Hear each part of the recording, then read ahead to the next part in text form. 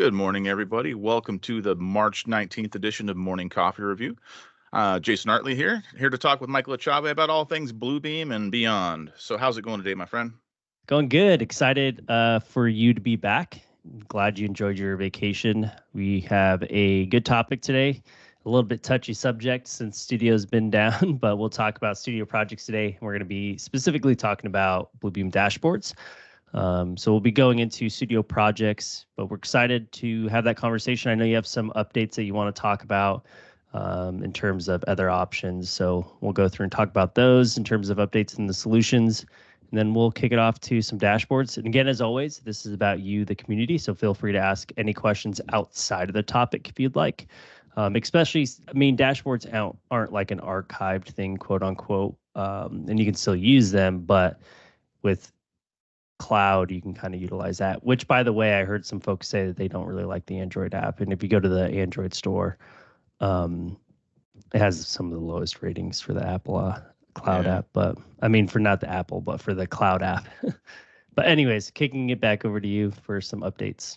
Yeah, and next week, actually, we're going to do Bluebeam Cloud app versus Bluebeam iPad app. So we got some things to get ready for going next Tuesday.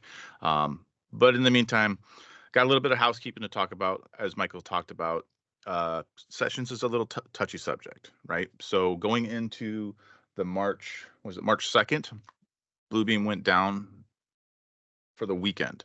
And they said, hey, we're going to do some updates. Studio is going to be down for the weekend. And they should have said down for 2 weeks. What happened was, and when they installed the updates, it broke some things, and they found some pieces that needed to be addressed, and it became a big old issue. It was up, it was down for about 2 weeks, and it's been some issues. The CEO of Bluebeam sent out an email last night, and I'll read it, not all of it, but reaching out again. They provide with a conclusion to the issues. They found the root cause, they figured it out.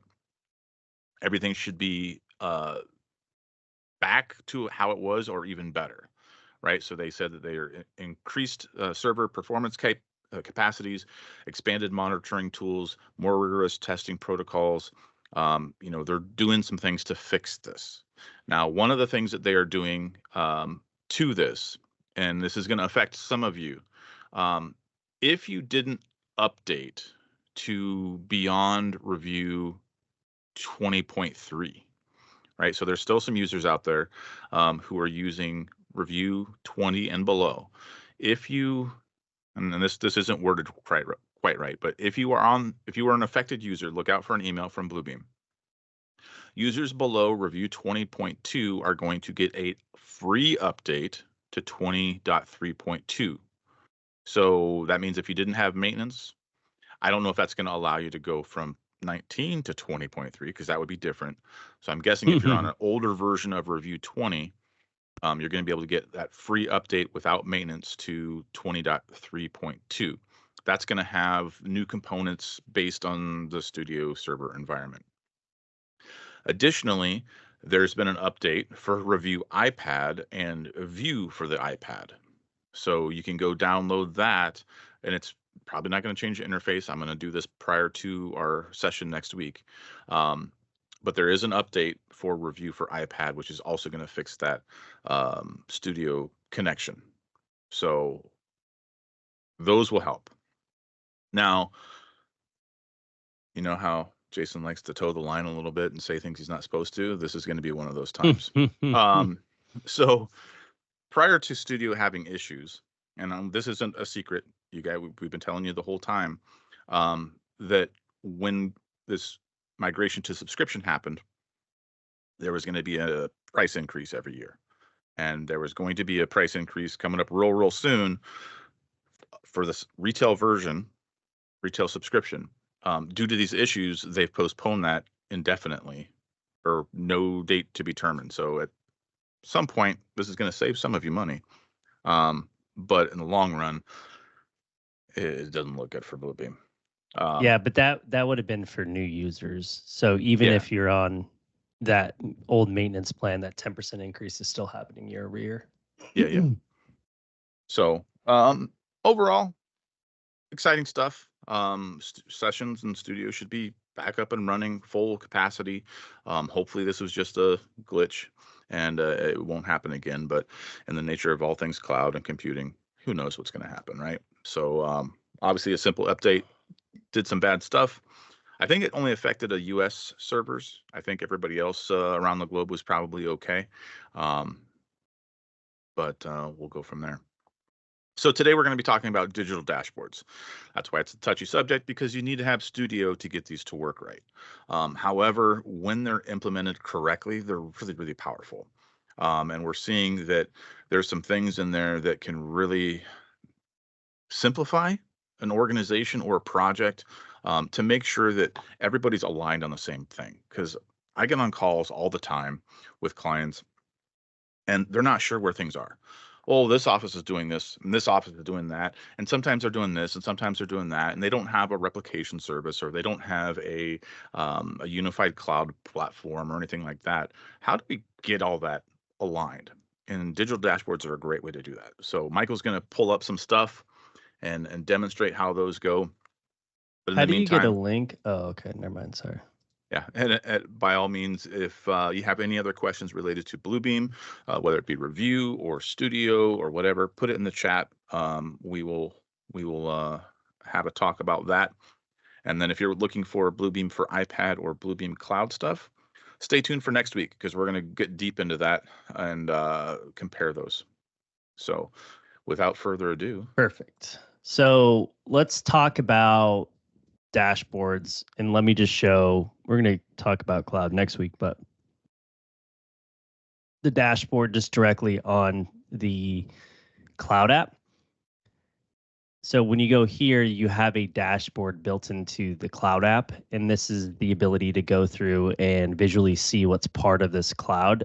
Now, being aware that cloud is mainly built around the CA portion of a project, and everyone has access to this regardless of you having a license or not.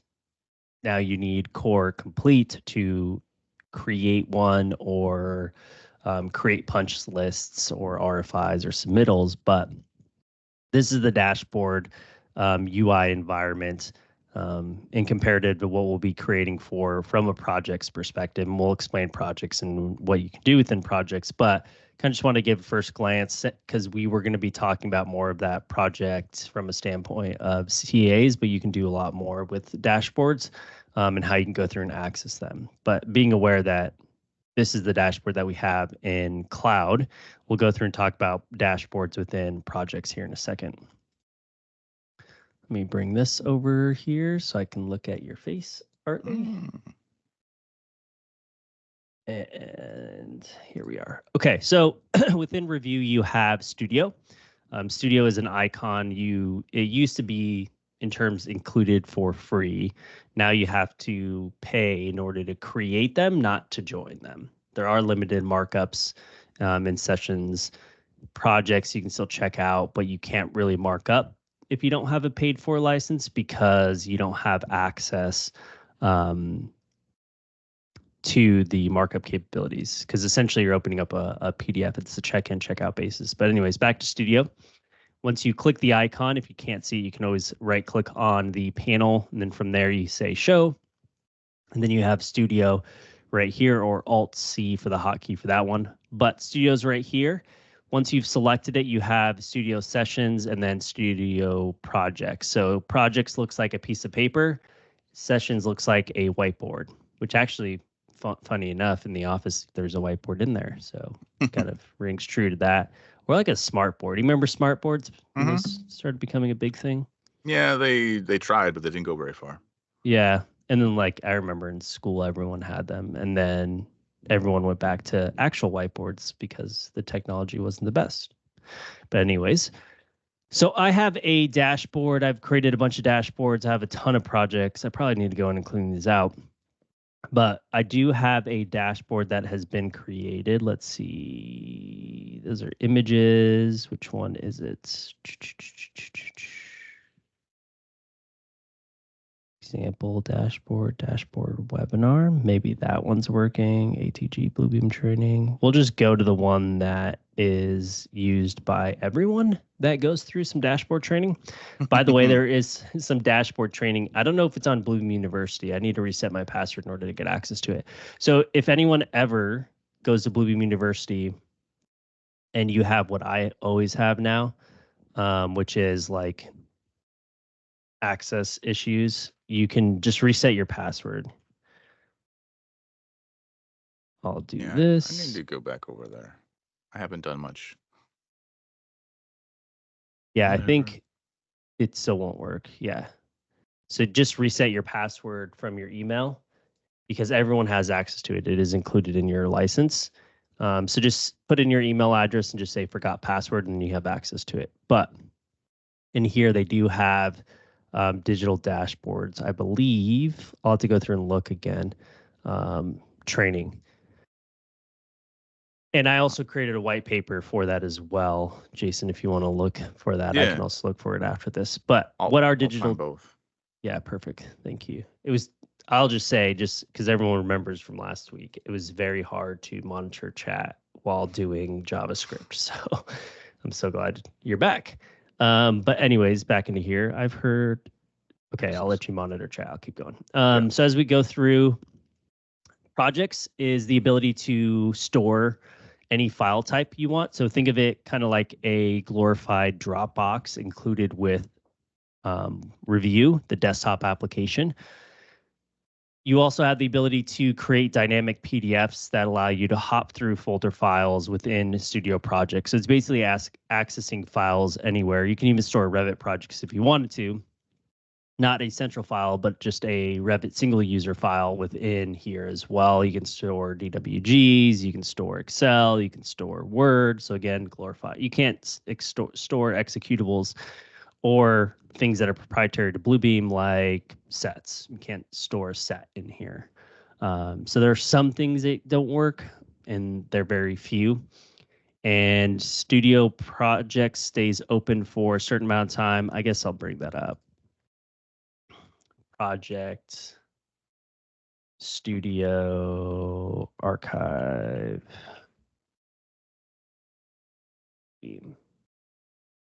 I forget you always had to like add these things to search. Weird. Okay, so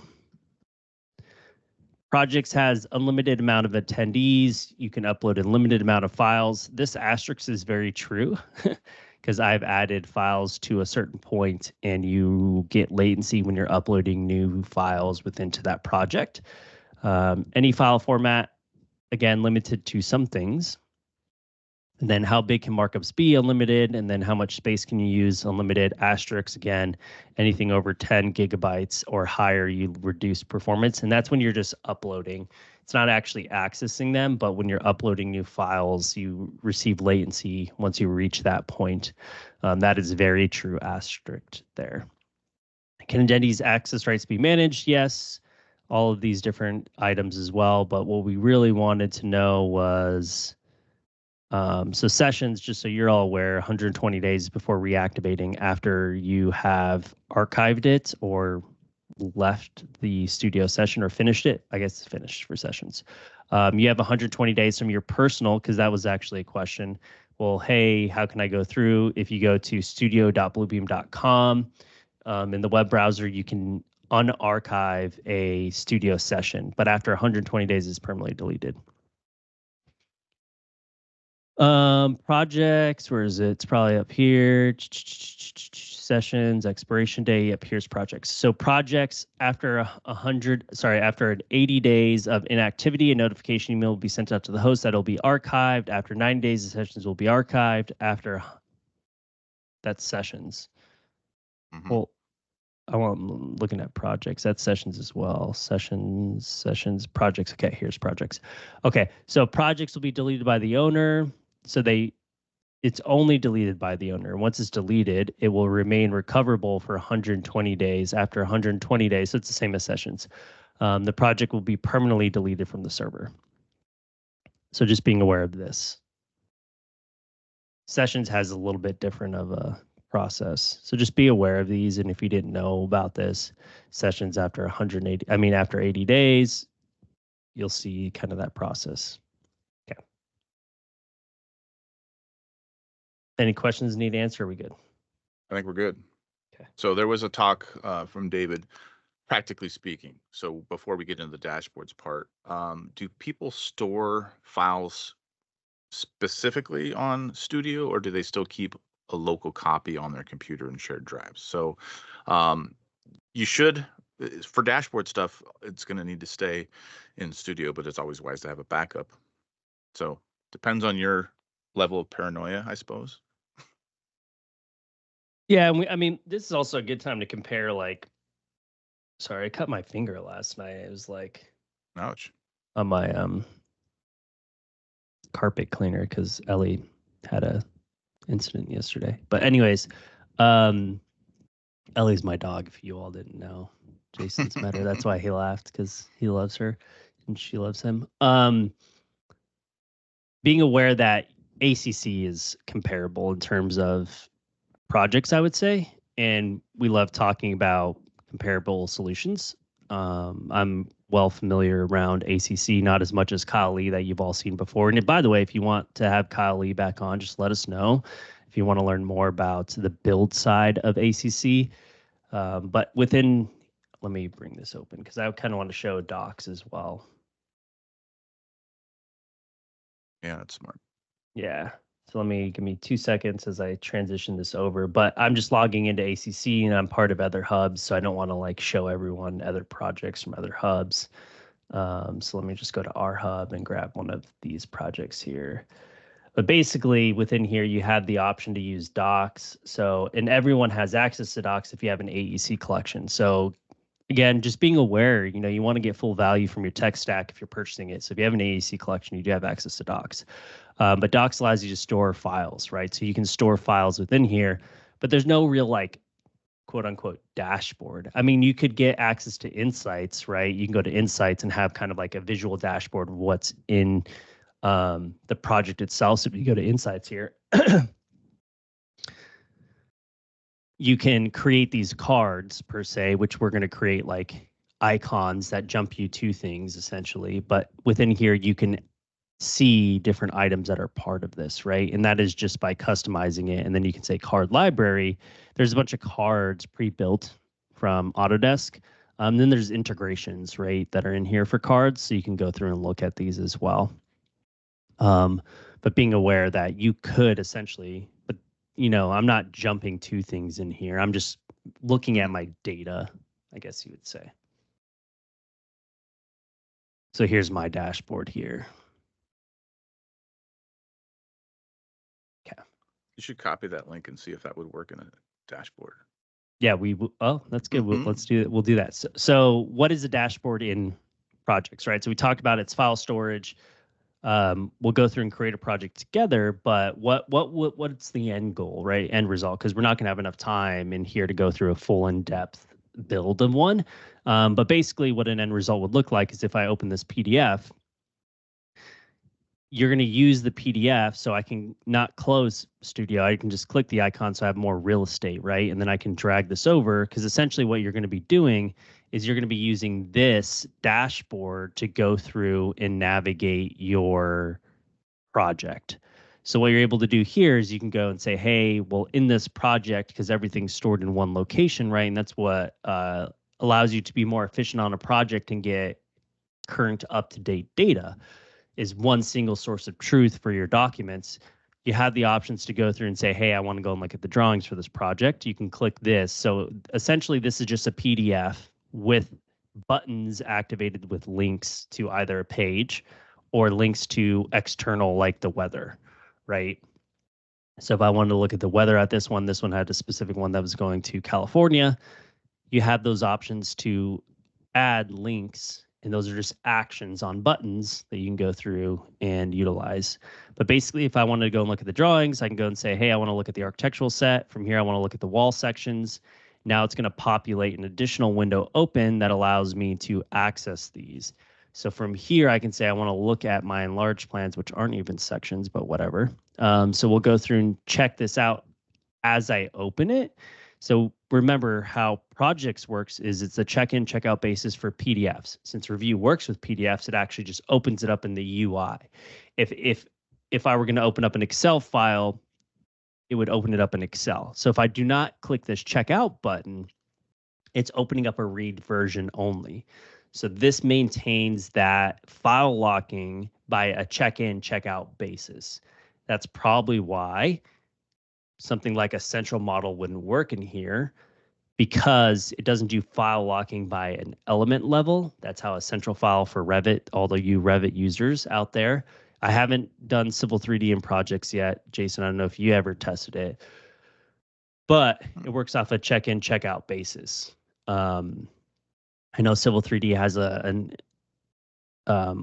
sheets set manager. Is that what it's called? That is it, but the check-in, check-out part is a little older. You're thinking of probably data references. Yeah. So we haven't tested it, but maybe you can test it. But anyways, check-in, check-out basis to modify PDFs is the ability within projects. So if I wanted in other files, but you can check it out, so then you can modify it, or you can just open it. So I can say, okay, I'm going to open this one, and you'll see a lock here because the lock means I can't edit it. This was a PDF as well, right?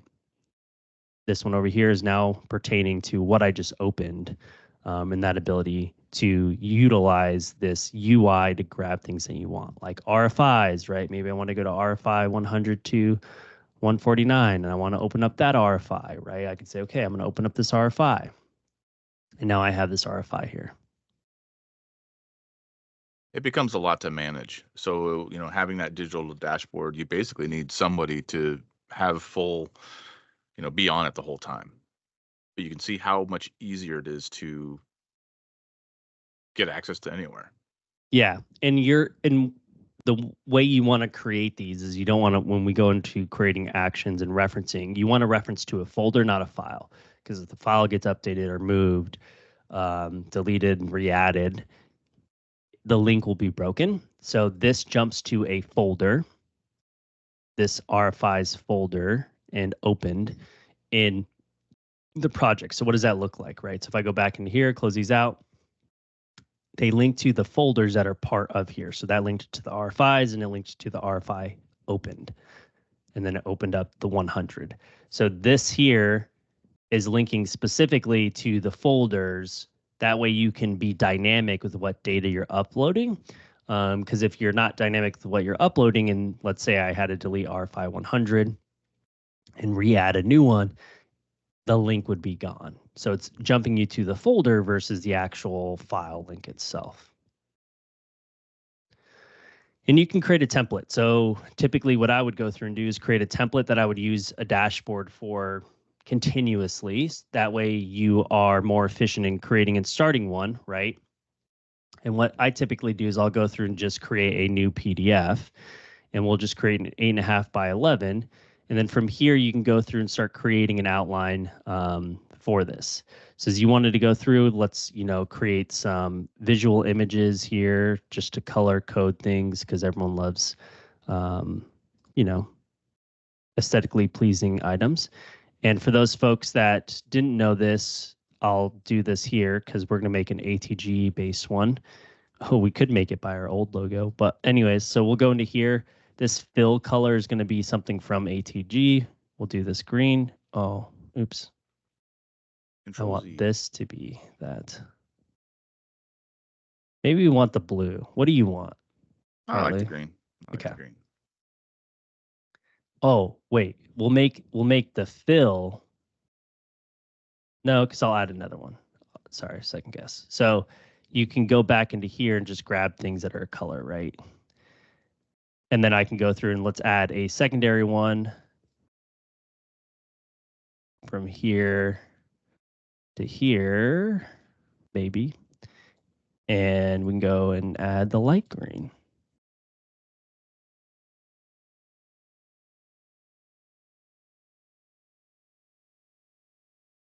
There you go. Draw orders are important, so you can right click and always, and this kind of helps you out with markups too, but you can do draw order, right? So you can go to the back, and there we are. So if I wanted to go through and create some dashboard icons, now you can go through and do that as well. Now you're not going to link to things yet. You're going to go through in terms of actions. You're going to go through and utilize that once you've added it to the project, because then you're going to link to specific areas in the project. So you need to go through and create some icons. So icons would be, what are you going to? So we're going to go to drawings first. Okay, I know. We'll do capitals. I was fine with it the other way. Okay, I didn't want people to get anxious. So you could have done like a background with this, but we'll go through and just utilize something like this with an actual fill for this, and we'll go through and do fill with this blue, and we'll do this fill here. We'll only do a couple, and we'll send this to the back. And now I have my text, and we'll use white text. Looks good. So we can group these together. I'm just holding shift. So I'm selecting the text and holding shift. And then I do want to align center and then align middle. Yeah, there we go. And then I'm going to group these together. The only reason I'm grouping these together is that I can Control C, Control V, Control V, Control V. And yes, okay, some folks are going to be like, hey, Mike, did you know? Yes, I do know. So in here, as you're going through, you could actually start creating a tool set that's dashboard related, right? Like your rectangles. I can make as many as I want now with the same company colors. Yeah, and my new buttons. So now you have these options as we go through.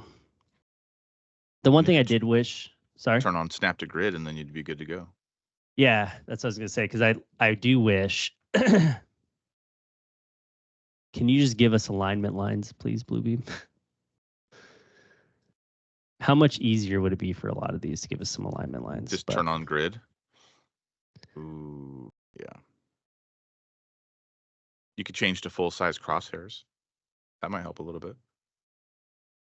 That's true. But there are cool things like of alignment, like distribute horizontally or vertically that you can use. So those are always fun. Like you just want to, so essentially how that tool works is I want this to be at the furthest edge, but them align from there. So you could do things like this, just selecting all three.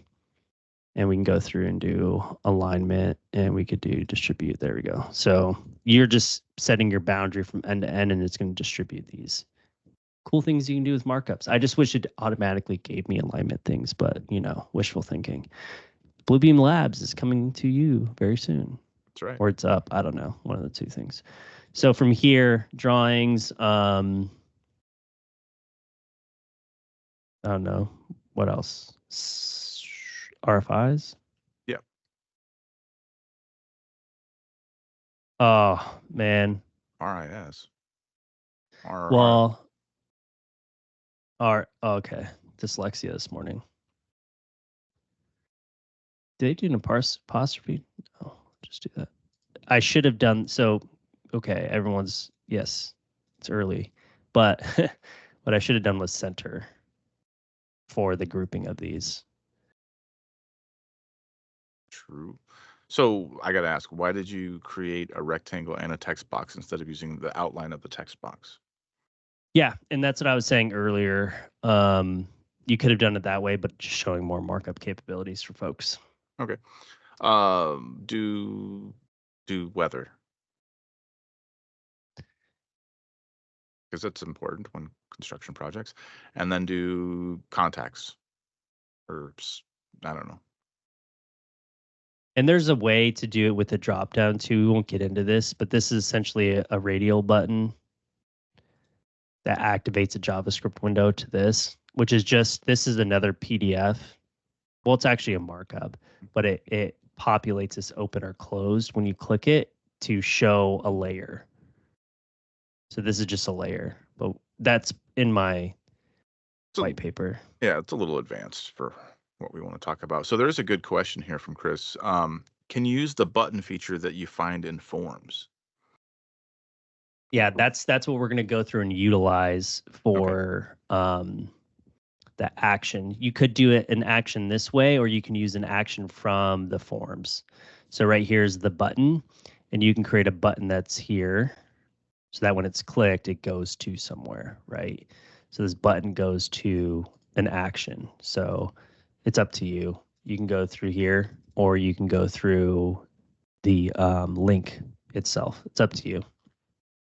Because from here, you could do the same thing. Like this is going to go to a secondary page or whatnot. Because what you're doing is creating an outline of how you want this to look, and you can add some more info if you wanted to down below, but this would essentially be the starting point of your dashboard, and then you can go through and copy pages, right-click, paste pages, however many you want, but I'm actually probably going to organize this a little bit differently from here, because from here now you can go through and just say, okay, this one's going to be drawings. So when they click this, the drawings in the previous one, it's going to go to the drawings page. The drawing page is going to have the different firms. So we're going to do arc.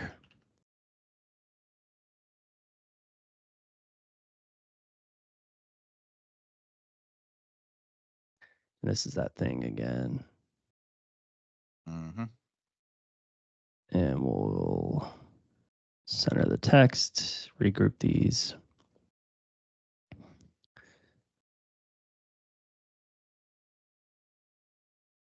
So my keyboard, I spilled water on it one day. Now it's always double typing lately. It's annoying. Dope. Time for something new. I know. I didn't want to have to. Especially when you like spend good money on a keyboard. So essentially what'll happen is, and we're not going to put in the project yet because this is fine to have links to unless you're linking it to the project world. But from here, this would essentially say, hey, when this goes into the drawing, right, you're going to go through and you're going to link to that specific one. So in here, you can edit action and it's going to go to page number 2, right? Because when you go from here and when you flatten an action on a markup, it's clickable from the markup itself. So then it would go into here, right? Which is this page.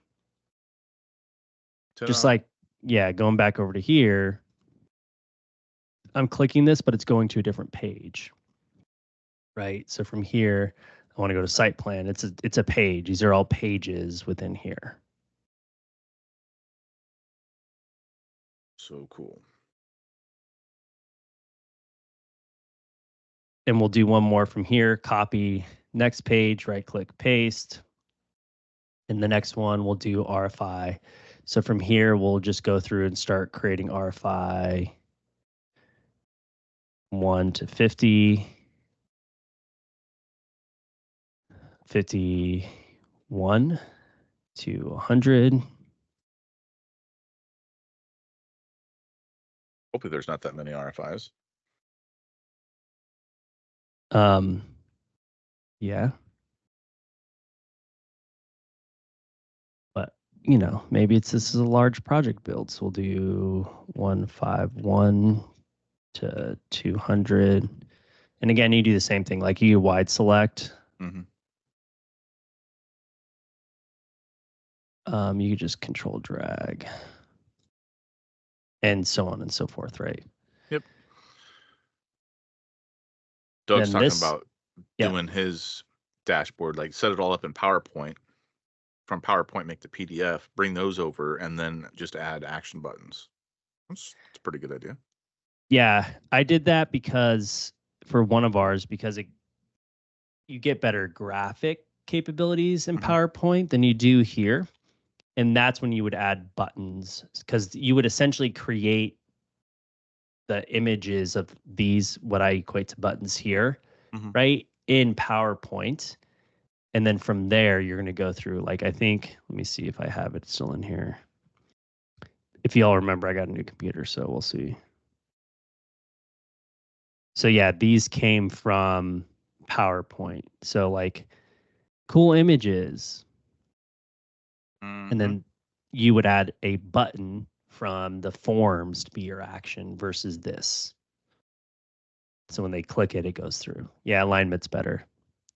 So there's just cool things that you could do in terms of capabilities within there. There's dashboard, dashboards. So here's one, right? I think.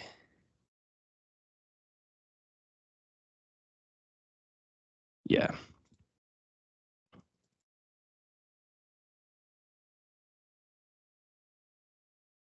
Okay. So I'll close these out. So going back into here, they're just jumping 2 pages, right? So now I'm at this page.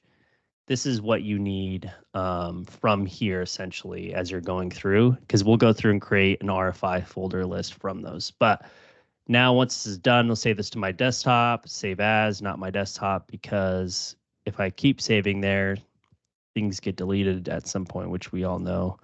I tend to not delete things. So when it does get cleaned out, I don't want to lose it. So we'll do MCR.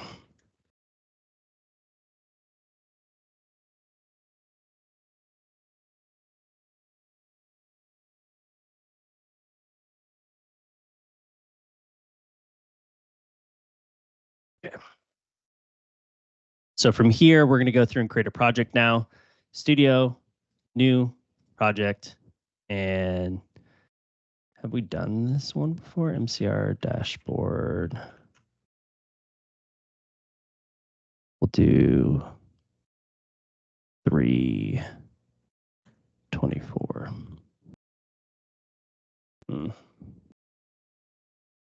So as you're doing that, Josh put in the chat that he was going to try creating a cover page using the button method for some quick links in the next BIM execution plan.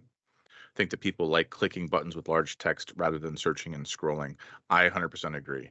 And I had this conversation with a client yesterday.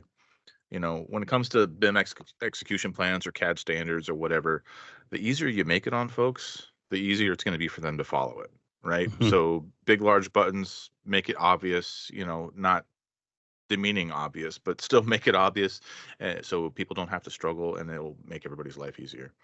Exactly. So I just created a folder, but one thing you want to be aware of, great thing about sessions, just like in Docs, right? So referring back kind of comparison, in Docs, you do have access to create different permission levels within different file folders. So within the overall project, you can make project admins, but then within there, you have the option to also set permissions for the overall project files, permission settings here, or you also have the option to do permissions per file folder. Same thing here. So we have the options for overall permissions. I guess as I would equate this to like the admin of ACC or Docs. Not ACC, that's what it is. Permissions. So what can you do in a studio project? What can somebody that's invited to in here do? As you can see here, this is all attendees. You can invite individual people from this one, or you can add groups. So I've created groups of people. The groups of people by this button here have different email addresses. And these email addresses are then able to allow you to go through and assign those roles, which will add my demo group, which is me. Anyone that falls into here by email address gets these accesses. Otherwise, everyone else gets these. That means they can go through and send invites to this project. They can go through and have full control, share links, all these things. And then there's folders levels, and the folder level will allow you to allow people not to do things. So from here, this is inheriting from the parent. The parent above it is the project root, which is read. So only people can read in here. Maybe I want them to be able to mark them up. And then only specific folders under the dashboard they can read, and we'll go through and create those next. So from here, now I'm going to go through within here. The hierarchy and how this works is from the dashboard folder, I want subfolders. So I click on the dashboard and you can see that root starting to build here. So now dashboards, and I'm going to go through and create drawings. Man, good old caps. So drawings, and then from there, I want a subfolder within drawings because they're going to go to the drawings area within there. I'm going to have arc, and then we'll do struck.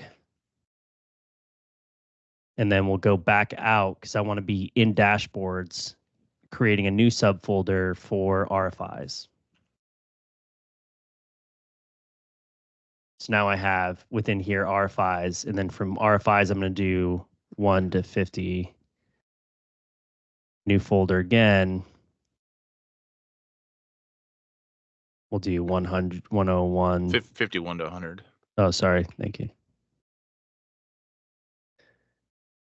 So you can start seeing these build, right? So as you go through to here, but in the main one, so if you click this one, this is the top root. This is where I'm going to add the PDF, and I'm going to go through and add my file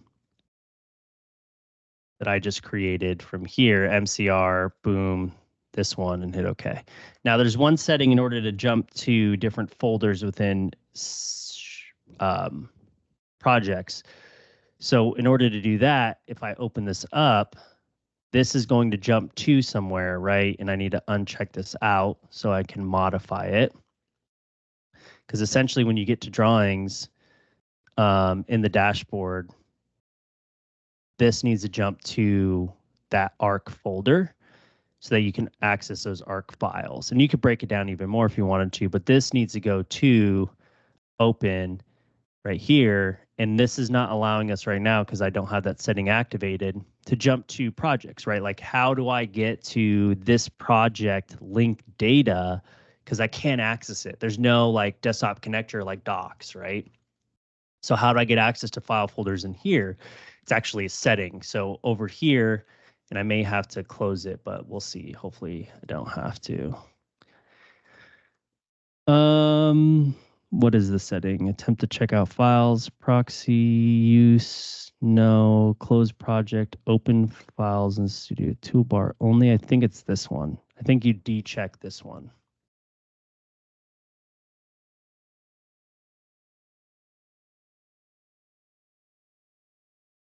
Yeah.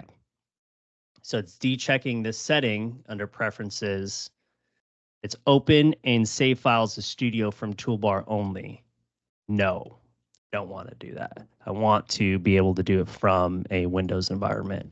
So when I select now ARC folder, I want it to action open, and I'm just clicking the 3 buttons here, and it's automatically defaulting to Studio versus my own from disk, which is the desktop, right? Your desktop. And so from here now I can go through and I can look dashboard. I'm clicking through these. Now I want it to open up the drawings in the drawing folder, right? So from here, this is what I'm going to go through, not files. How come it's not setting okay?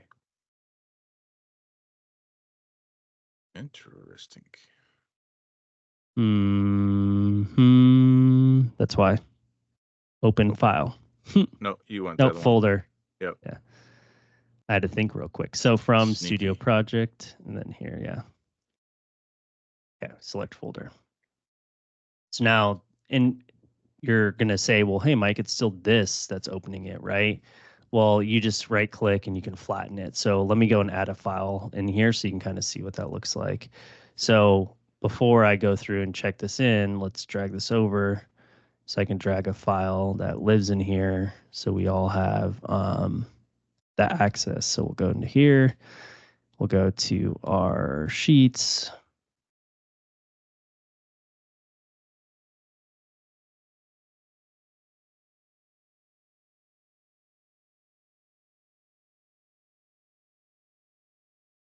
Come back over to here, go back. So when I click this, you'll see that there's a sheet here that I can go through and look. Now, all you have to do is you'd want to flatten everything, but flatten it. Once you flatten this markup, see how my icon is now the actual markup. Yep. So that answers that's the Chris's question. There's a setting to show that little action. So once you flatten it, that little action button will go away. Yeah, it becomes the markup is the actionable item. So now when I check back in, right, check in, now when people go into here, they're not going to be going through and executing upon this, which would be annoying. They're going to click this, and it brings me to that folder here. So we can go back through, check this back out. And from here, we're going to go through and update our RFI. So RFI goes to this folder. This one's going to go to the folder itself because I don't want to go to a specific, I don't want to list all 150, sorry, 1 through 50 in here. Because again, if they get deleted, because people are deleting them, re-adding them, maybe, I'm just thinking, someone was sent one, right? You don't want to have to keep updating links. You want to be done as a PM or whatever role when you're creating this project and dashboard when you're starting it, right? Once you're done, folders and everything, you don't want to have to go keep updating links. So thinking about going into file folders and how you'd set those up is going to be your best actionable way. So you're streamlining your having to update things within there, right? Because everyone loves going through and updating things. So this is going to go to this folder here and folder, project, dashboard, RFIs, 1 through 50. So I'm going to select this folder. That's where that one's going to go to. So now when they go from the start, they're going to go to RFIs. They're going to go to 1 to 150. And that's going to open up that folder of RFIs 1 to 150. And then they can click whatever PDF they want to get access to. Makes it so much easier. Agreed. And then you could do things, I mean, like that other one that we showed earlier, like it had an image. You could do 360 photos. If you wanted to upload, I believe I have an IFC one. You could do that as well. You can go to edit, PDF content, add 3D content. Maybe you wanted to have like an actual IFC on this page so people can look at it, right? Part of it, you can. Ooh, fancy. So just thinking of things that you can add into here, right? We were talking about Revit files. I mean, we could be in the architectural drawings and then we could be in here. So let me check this back in. I mean, I still have it checked out, so it doesn't matter. Save it though. Yeah, we'll just check it in. So from here, you can still work off of Revit files. So if I have something on my desktop. Do you have something on your desktop? No. Never.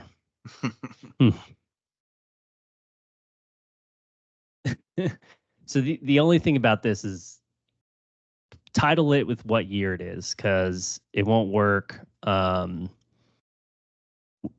Revu works is it automatically defaults when you're opening up a Revit file to whatever version you used last on your desktop. So I know I used 2024 last because I was doing some door stuff yesterday, but 2024 is the version this was created in. So I probably should have titled it 2024, because what your end users are going to want to do is they're going to want to open up the version that it's going to be going into.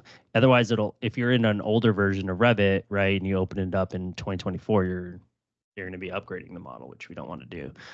So open up the version that you want it to go into. So title it what version it is in the file name if you're using Revit.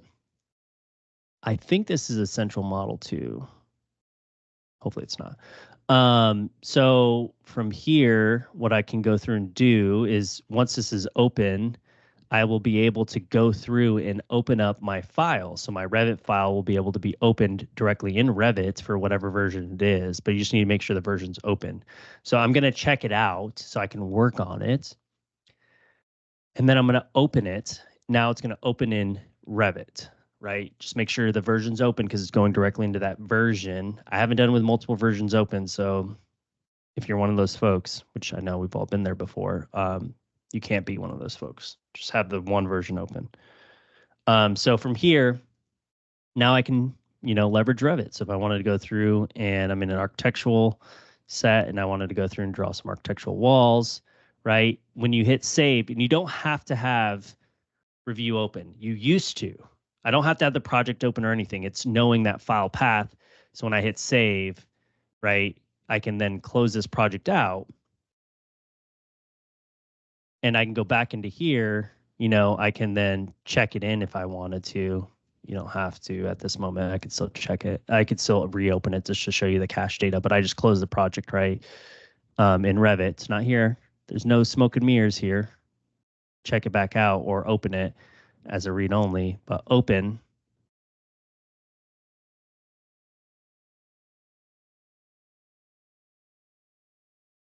thinking about it. No, it was open. Yeah. So there's that update, right, that I had before. So you can leverage Revit, Excel, same type of thought process, Word, all of those things within here, and it's stored in projects. Magical. So are there any, so you mentioned you have to have the correct year version of Revit open first. So Revit 19, Revit 22, Revit 24, whatever you've got going on is what you're going to want to have ready to go. Yep. Yeah. AutoCAD. We all love AutoCAD. Well, I mean, I think it's a love-hate relationship, but you can save back, so it doesn't matter what version you open it in, right? Because you can have it open up in I haven't opened up AutoCAD. I don't even have AutoCAD installed on this computer. I think you go back to 2013. Is that still the save year, the furthest back? I think so. Yeah, I don't have pure AutoCAD installed anymore. I just use Civil 3D if I need it. Perfect. So, what questions do we have around dashboards? The chat is pretty quiet right now when it comes to those questions. So, Liz was saying that there are alignment lines in Revu if you snap to markup or turn on rulers. So, that conversation about using PowerPoint for the better alignment and better buttons, it all depends on what you want to put into this, right? Obviously, you can go crazy with Photoshop or Canva or some other platform to have some really compelling dashboards. But as far as making stuff that works, Bluebeam will do just fine, right? There's enough markup tools in there to make something look pretty good. But if you need something a little flashier, there are other tools. As long as it ends up in a PDF, you can load that accordingly. Yep, And use that as exactly. your framework. So this is just learning about the process of going through and creating one. In that white paper, I detailed some items more in depth, step by step. So if you're wondering about recapturing this, you can use that. You can coordinate it with the video that we have here. We did one way back in the day as well. So just being aware, there's a lot of resources out there. So feel free to check out the white paper. It is free to download it as well and getting access to that. So you have something tangible in terms of reading versus going through and watching a video. So if you are one of those folks that retains information better when you are reading something, by all means, go through and download that. Or rewatch this video, pause, play. And as always, if you have any questions, bring it back up on MCR, or feel free to shoot us an email as well. It's a little bit easier if you're just on MCR to ask us questions. So feel free to always join back and ask us any questions around it, and we will bring it back up. Yep, pretty straightforward. So, let's see, we got about 4 minutes left. Next week, again, I'm going to go over Revu for iPad. We're going to do some more session stuff. So we'll do some studio sessions and studio project tricks with the iPad. We're going to jump into Bluebeam Cloud app for iOS. I don't have an Android device handy, I don't think. I don't want to try using it on an old Android Fire or Apple or Kindle Fire, whatever it is. So we'll just use iOS stuff. But what about Surface Pro? You would have to use a web browser, wouldn't you? Yeah, you'd have to use. There's not an Android app there, is there? Or there's not a desktop app, I don't believe, a Windows app. So yeah, it's Windows based, so it's not even like an app store thing. Yep. So yeah, we'll dive deeper into that and get things ready. And then from there, again, we're always looking for topics. So if there's something that you want us to cover, something you want to talk about, something you want to present yourself, let us know. We're happy to have guests on here to go over things and share more of what is actually being done in the field, out in the industry. Wait, you don't go to the field anymore, Arlie? It's been a while. It's been a hot minute, but it's all good. But we're excited. There are things coming down the pipe from Bluebeam. So this year is going to be an epic year for us. So we will finally have things new to cover. If that Next month. If that kind of rides the line on that, I love having Arlie here because he does it more than me. I kind of rein him back in. So thanks for joining and always being that, Hey, it is what it is. But yeah, Bluebeam is specific. They've announced that the new AI features are coming in April. So we'll see if that happens. And as soon as they're ready, we're going to show them off because they're going to be pretty darn cool. Yeah, I'm excited to do the document compare. So overlay, I think it's overlay. Yeah. Maybe it's probably part of document compare as well, you would think. But we'll see, because that's one of the pain points, and that's why, that copy an area by snapshot or the entire PDF, and you can overlay. Especially for viewports that change. We all know viewports love to change. People move things around, and that comparability of being able to go through and do that. I think you're still going to want to do that if you're doing like a detail level, because if things shift in areas too, you'd probably grab individual details and overlay, which is funny because we're still working with people here internally, because we do have production on our teams. We have a structural job, and I was CC'd in on some red lines, and red lines are still being printed out, marked up, rescanned, and sent over. No. Being aware, you can save a lot of time and money, because paper does cost.